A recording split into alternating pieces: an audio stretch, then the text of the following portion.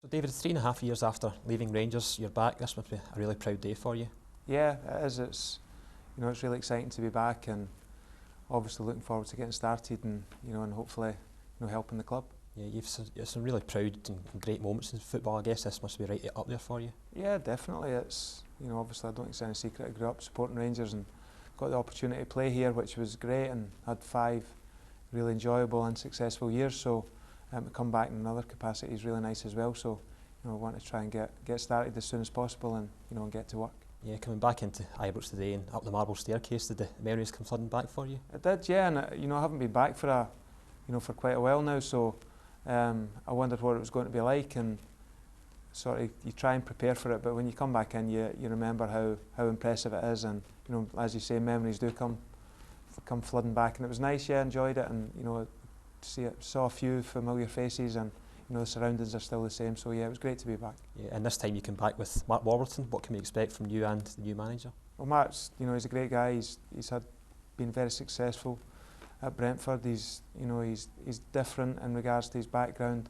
where he's came from. So I think that's a benefit. I think he brings different things, as well as having a good knowledge of football as well. So hopefully I can add to that with obviously knowing Rangers a little bit as well. So we've worked together now a couple of years, and hopefully we can work successfully again together here at Rangers, and bring some of the qualities that we've both got here. Yeah. How much convincing did you have to do to persuade Mark to come to Rangers? I didn't have to persuade Mark. Mark's his own man, and obviously if he asks me a question, I give him an honest answer, and that's how we work, and vice versa. But I didn't have to persuade him. He's a man who makes his own decisions, and I just try and help him with that. But Rangers doesn't need selling as a football club. Everybody knows what it's capable of being, and also the history behind it. So there was no selling involved by me. And for yourself, was there any convincing required? No, not at all. No, I was, having been here and seen it, and been a part of it when things were going well. That the possibilities and the potential of the football club. So that's at the back of my mind all the time, and that's where we want to get back to. And now you are here. Just how big a task is this for you and Mark?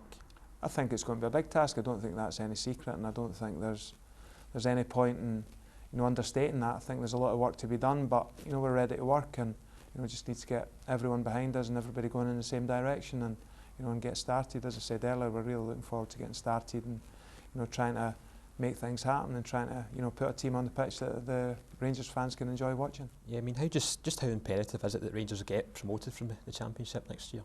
I think it's really important. I think that's always the case when you're at Rangers. I think whichever league you're in, whichever cup you're in, you're expected to win, and that goes with the territory. So you've got to enjoy that, you've got to embrace that, and you've got to expect that challenge and expect teams to want to beat you. So this year will be no different. Rangers will be expected to win the league, but that is the case and should be the case every year. Yeah, and while getting promoted will be really important, has there got to be a medium to long-term outlook as well? I think so. I think you've got to try and do both. I think you've got to plan short-term in regards to winning the next game, but I think it's also important that you put foundations in place that are going to be here long-term as well, in regards to benefiting the club. And you can see the structures, the stadium, the training ground are really, really good standards. So that's here, and you just want to add people and a team that befits that, really. Yeah, and on top of winning football, will there also be an emphasis on style of play? Yeah, I think we're quite clear in regards to how we want to play, and the style of football we want to play, and the sort of principles we have. But fundamentally, as we've said there, it's about winning as well. So there's no point in having great style and not winning. You've got to try and do both, and you've got to try and entertain people, but also fulfil the need to win. Yeah, there's little doubt that the squad needs quite a bit of rebuilding. Will that be the first priority for you and Mark? I think so. I think that's quite obvious. A lot of players have moved on, and the squad's quite bare. There's limited numbers, and we'll certainly have to add to that. And that's probably, as you say, is probably the biggest task, is to add some players, add some quality, and add some numbers to the players that are already here. Yeah, has the task of identifying players already got underway for you? Yeah, Mark and I speak about that regularly. We didn't know where we were going to be working, but obviously we've got players we know and players we like, and contacts at clubs, and just from our own sort of experience within the game. So we have been speaking about that, and obviously we need to start getting moving on that and trying to make things happen and trying to add to the players we've already got.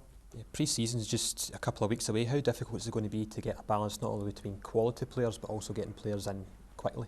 Yeah, well, I think the key is getting quality. You know, you don't want to make rush decisions that, you know, you're not sure about. I think, you know, you've got to make the right decisions. You've got to make decisions based on longer term objectives, and that'll always be the key, trying to make the decisions based on the right reasons. But obviously time is a factor, because the players will be coming back soon and the season starts relatively soon as well, so you know there are time constraints on that, but it's important we make good decisions. Yeah, and a number of players still remain at the club. Do they all really start with a clean slate under yourself and Mark?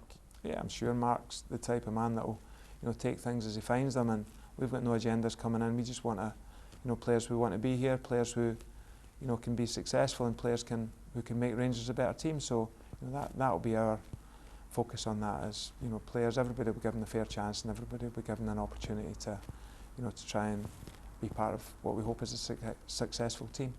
A number of youth players sort of made their way into the first team towards the end of last season. Mark's already spoken about his desire to, you know, integrate as many youth players as possible. Is that a view that you share? Yeah, definitely. We've got the same background in that regard. You know, we've worked with younger players. We appreciate the benefits of younger players, what they can bring to the team, the enthusiasm, the energy that you need. And you know, Rangers have got a great tradition of bringing through young players, and you know, it's our job to try and get them into the team and try and, you know, get some local ones in, which would be great. I think all the fans enjoy that, having local players in their team, and I think every football club should try and get some young players in the team. And you know, the value that brings is definitely a big plus, and it's something that we both appreciate and both want to be a part of as well. You know the pressures that come with having a role at Rangers. I mean, to that end, how much will you be able to help Mark settle in? Mark's very experienced. You know, Mark's used to dealing with people and dealing, you know, in a pressurised situation, whether it's, you know, in his previous life in the city or in the football world, you know, that he's worked in for, you know, however many years now. So, you know, I'll obviously help him as and where I can, and know a little bit more about Glasgow than Mark does. But he's an intelligent man. He's a quick learner, and you know, I'm sure he'll work it out quite easily himself. And I'll obviously help him wherever I can.